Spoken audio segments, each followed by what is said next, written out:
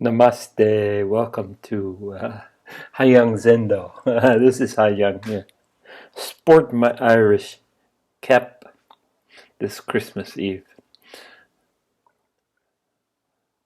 You know, one of the things that I've been asked and I've read before is that why weren't more of why more of Buddha's followers didn't fully awaken?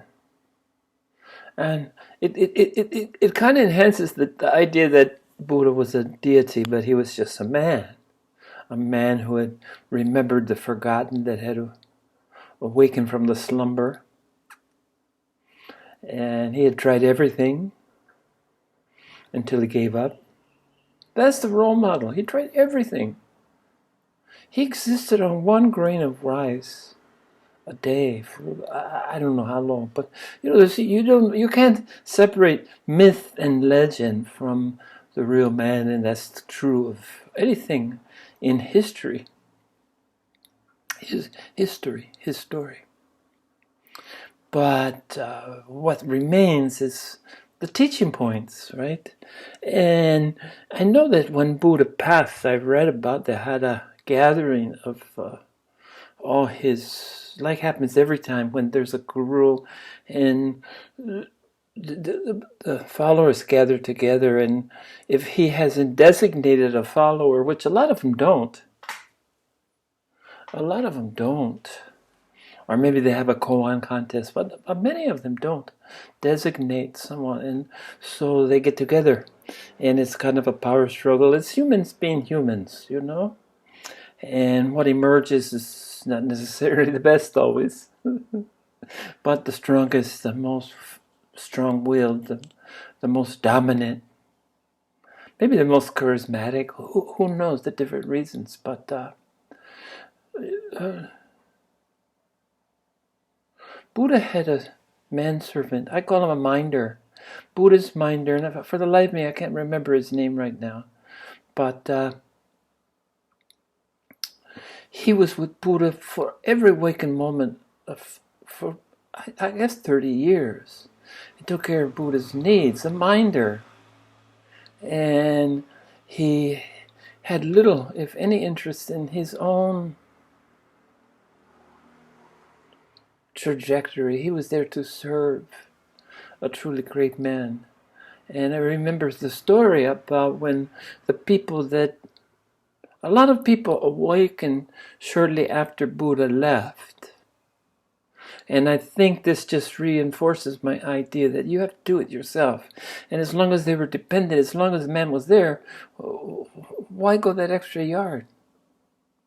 Why challenge yourself, that you're just busy and enthralled and absorbing and appreciating being in this aura and learning the Dharma and watching him live the Dharma. But many did become awakened upon his passing. And they got together for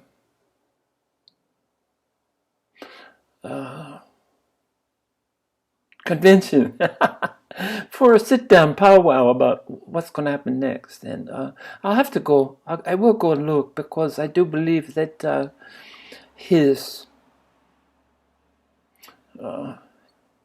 minder, the person who took care of him, became the third incarnation of Buddha. There was somebody in between him, and so I've studied the hierarchy, and I'm interested in the hierarchy, but right now, apparently, I don't need to know it, but I believe he was the third.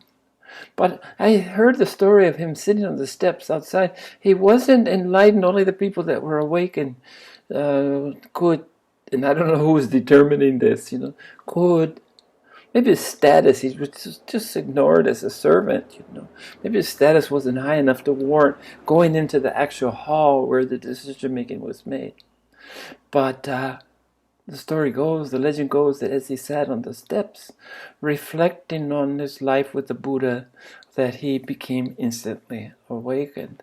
And it was recognized, and the doors were open to him to come on in. He became part of the crew. Anyway, so not many Buddha's followers became Buddhas while, in fact, they didn't become a Buddha as long as they're his follower. That's just it is. But maybe some, I'm sure, one or two or three, left him when he gave them that ultimatum that when the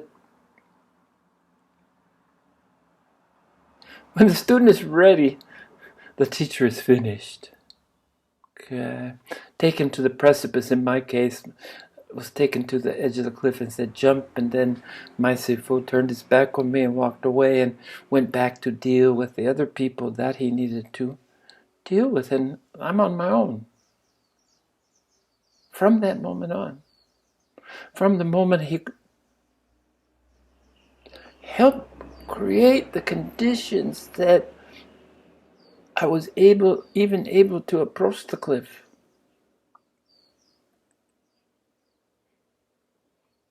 And to make that leap of faith, the leap into the abyss.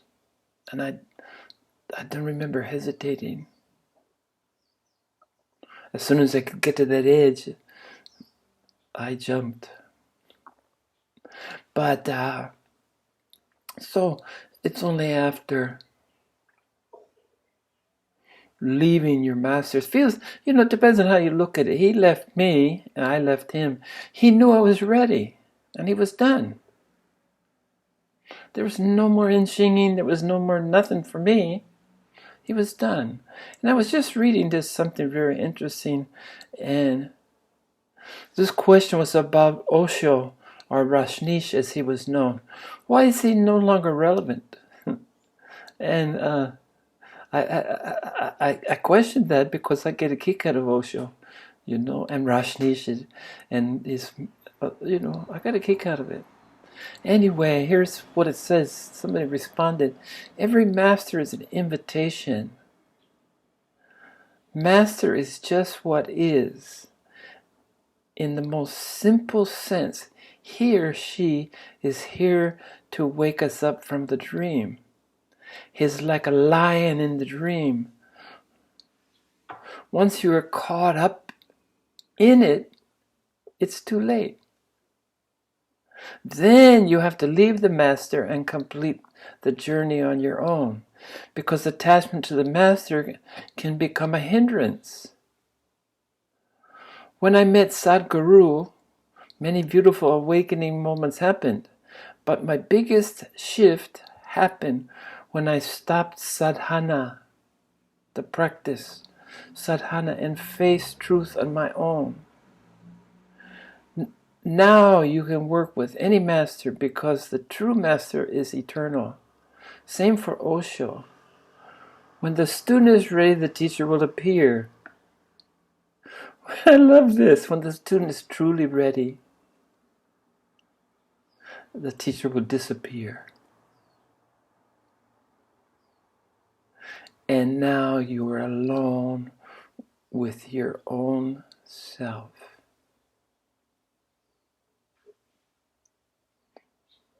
Maybe that's the dark day of night. Maybe that's part of yearning, the loss, the sense of aloneness.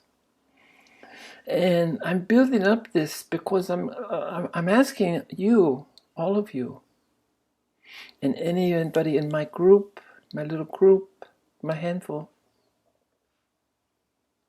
that you have to manifest the jewel of your existence.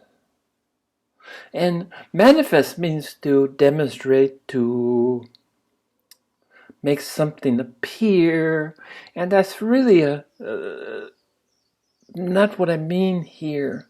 Manifest in the sense that manifestation is achieved by waking up, by leaping, by surrendering, by having faith in yourself by looking within. Because that's the jewel of your existence, is within. And when you go find that jewel, you find that it's the same jewel that we share. It's the commonality.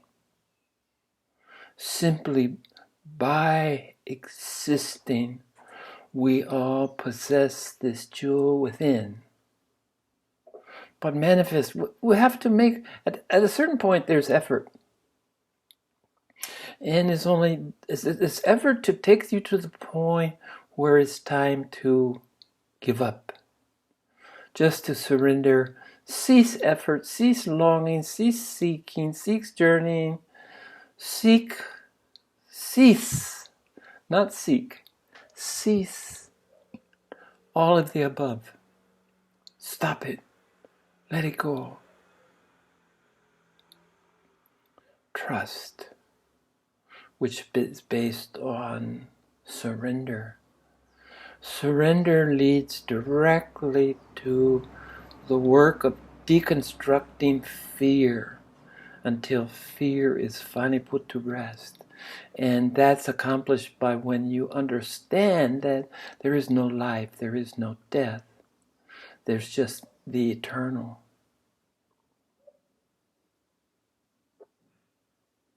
So how to be afraid? Energy just assumes another guise, another expression. We're all energy, everything's energy, and energy is just expressed in a myriad of ways. That's the miracle of life, is that it's manifested. Energy is manifested in so many ways.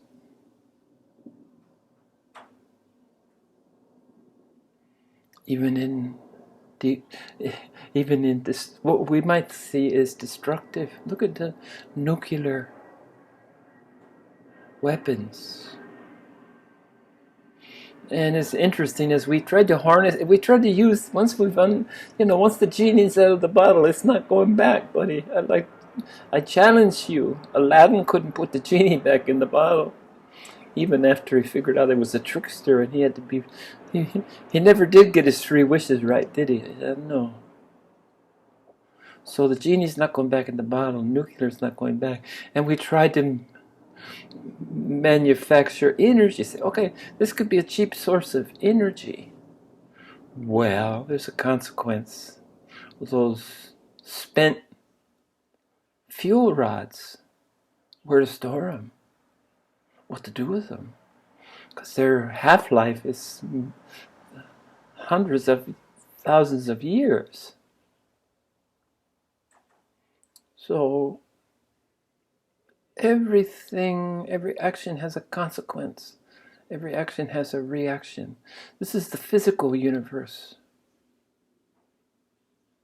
And the funny thing is that this is a universal truth. It's a physical law. So that everything that you do, think, feel, act out has a consequence. It's revealed somewhere else in the world. So this search,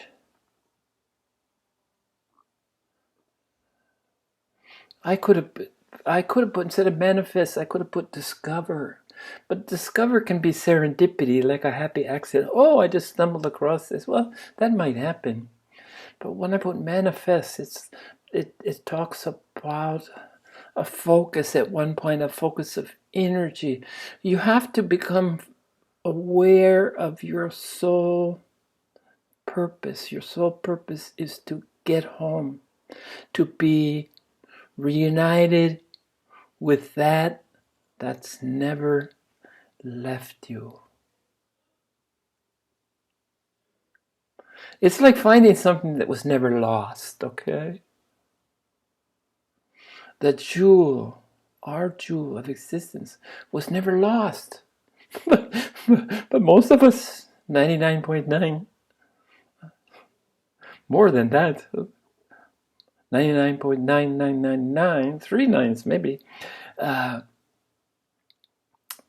even aware. They're not even in the game yet. They're not even aware that life is substantial. Life has a purpose. Life is meaningful. And this is what manifest means, to make the effort to begin the journey, to question until you run out of questions, to seek until you give up seeking, to surrender any belief system. Give the beliefs come before fear. I remember before I said I started with doubt. I doubted. Doubts led to questions. Well, if this not that, then this, until I wore out questions. And then with no questions, I started to look for what was left. What's consistent? What's the fabric? What's that black space? What's that 99% of the matter that we can't see? And it's energy. So this was a process of manifesting. I made these things happen through my efforts until I got to a point where I recognized that my efforts were meaningless, my search was meaningless, my questions were meaningless. Surrender was the only thing that was necessary and consistent. My fears were unnecessary and truly hollow. But it's this surrender. We're in a constant state of surrendering because everything is more awesome than we can even begin to realize, no matter what level of advanced, so-called advanced, where we are on the spiritual hierarchy. The unknown is still 99.9% to even the most awake human being. The best bet is don't know. To be intelligent means to know what you don't know. And basically you don't know anything. That's a genius. When genius figures out, oh my God, I don't know anything. Aha. So no questions, not knowing anything, not believing anything, not fearing anything, but still remaining in a state of grace, a state of joyfulness, a state of equanimity, which is all made possible by the simple act of non-stop, continual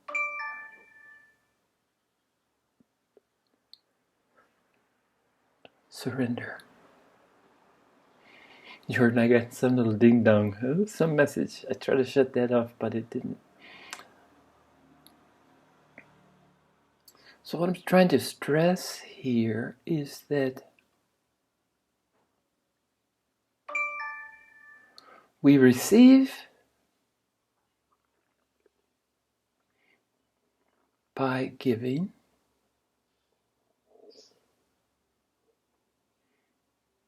and that's what drives people that have already awakened. After the initial awakening, when you've escaped samsara, the wheel of suffering, when you've fully awake and you don't have to come back anymore. That's like 3. Who is this? This is so important. Oh, that's Kayoko. Hi, Kayoko in Japan, my Japanese friend. So I'm lost at my train of thought. But I'll just go back to what we're beginning. again is to, your job basically is to find the jewel of your existence. It's a very personal discovery. And only after you've embraced it yourself, you've enjoyed it, you've experienced the rejuvenation that it brings, you appreciate that you've arrived at home, even though you were always at home. No matter where you go, there you are. Couldn't be more true. No matter where you go, there you are. And it's the level of you that you need to work on. When you get to the level of, no matter where I go, there everyone is, then you got it. No matter where I go, there is where everyone is home. In the embrace of the infinite. The infinite is expanding. It's spiraling. I experience it as spiral. My ride in this vehicle, in this life, is a spiral. Whoopee! Sometimes it's two. Can I do that?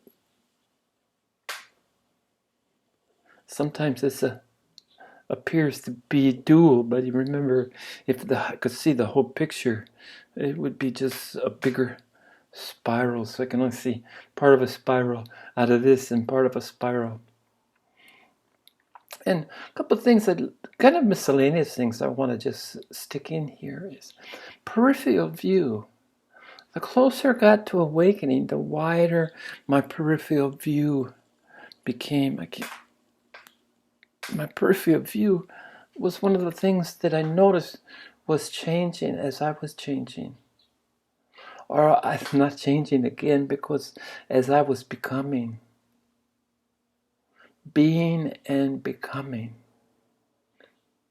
you're a human being and you're also a human becoming. Becoming more human. Becoming a wholer human. And this is all made possible by surrendering. You need to forgive. I forget about forgiveness somewhere. You need to forgive yourself foremost and primarily. I would argue here that you can't do anything unless you can apply it to yourself. You can't love, you can't listen, you can't hear, you can't speak, you can't see, you cannot feel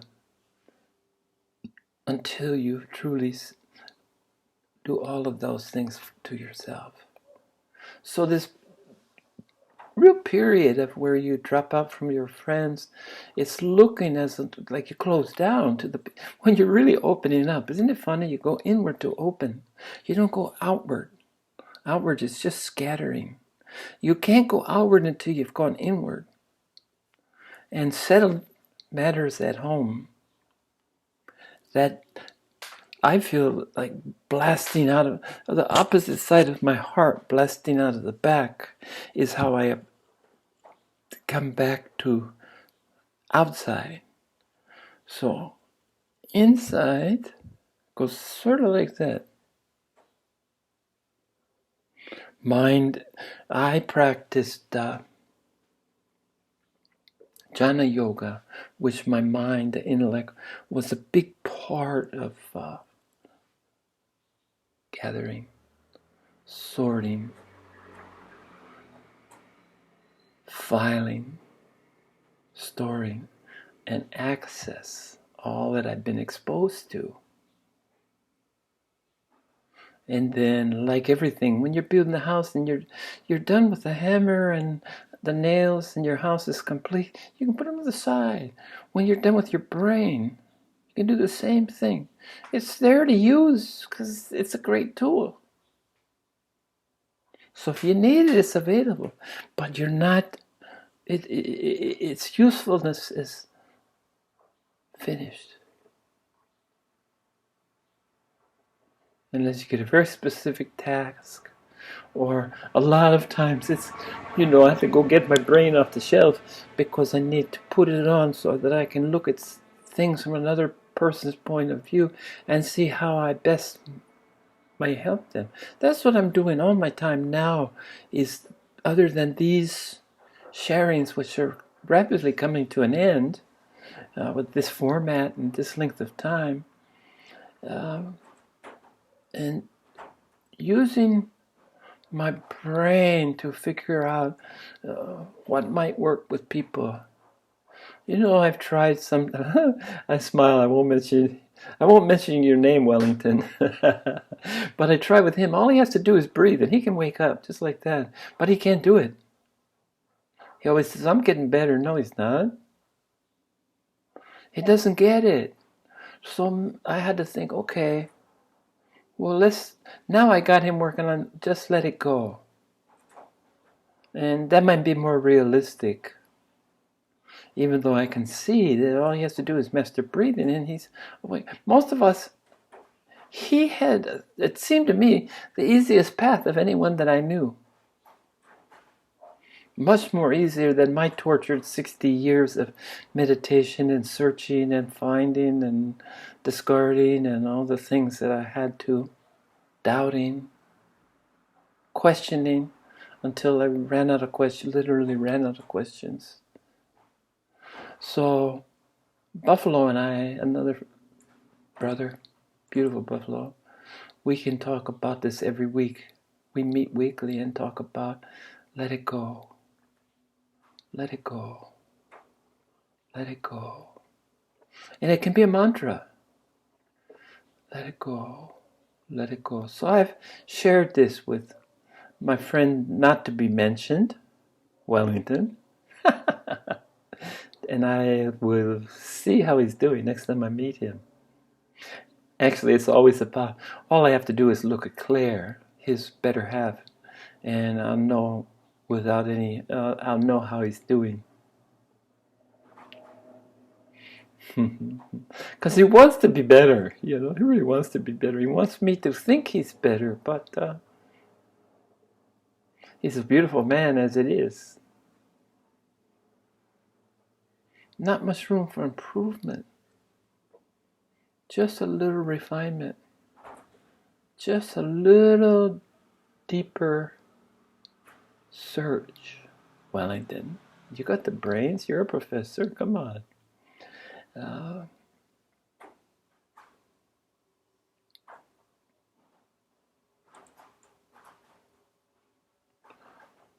So let's talk about what happens after you awakened. Once you've found the jewel of your existence, what then? Well, some go on to be teachers. As the old saying goes, when the teacher is ready, the students will appear.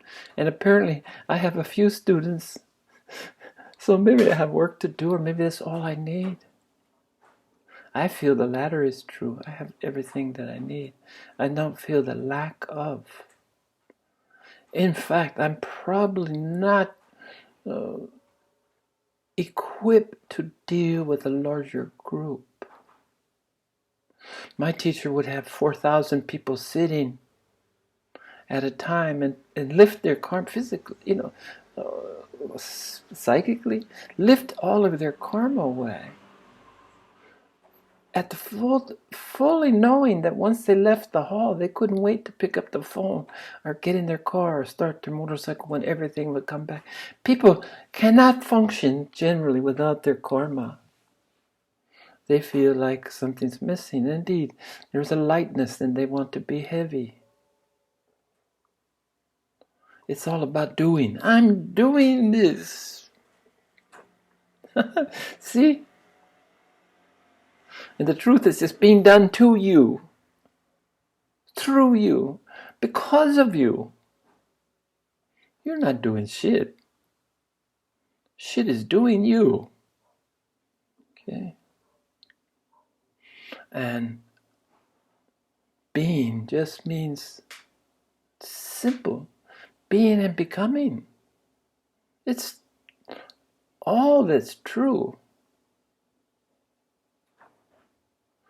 So it can only bring relief. It can only bring peace. It can only bring the ability to be in a joyful state, no matter what challenges the outside world is offering you. Because it's just opportunities. Opportunities to see through it.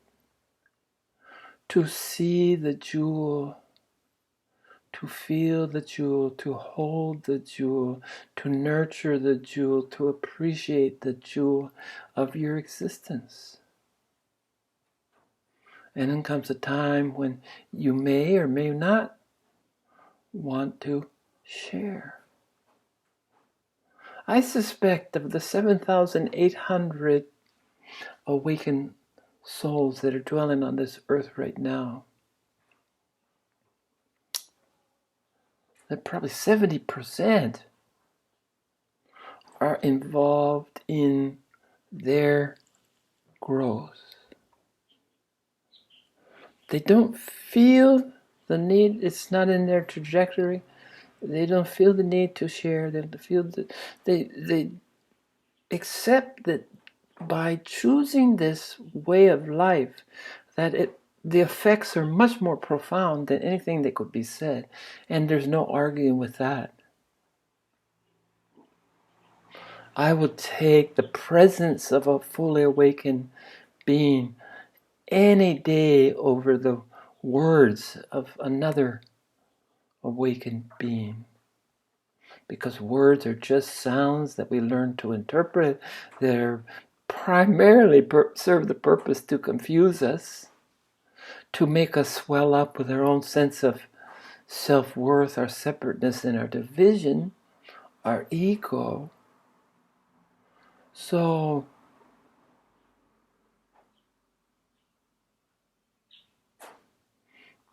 I remember my teacher asked me straight out, when you wake up, are you going to help others?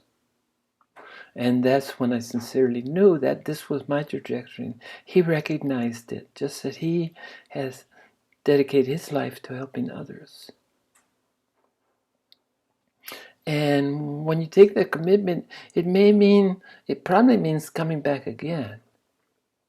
Even though you've escaped the samsara, you've escaped the need to be reborn, you're karma free, you've learned to practice daily the destruction of any karma that you might be accumulated simply by breathing in and breathing out, by being alive, by occupying this world.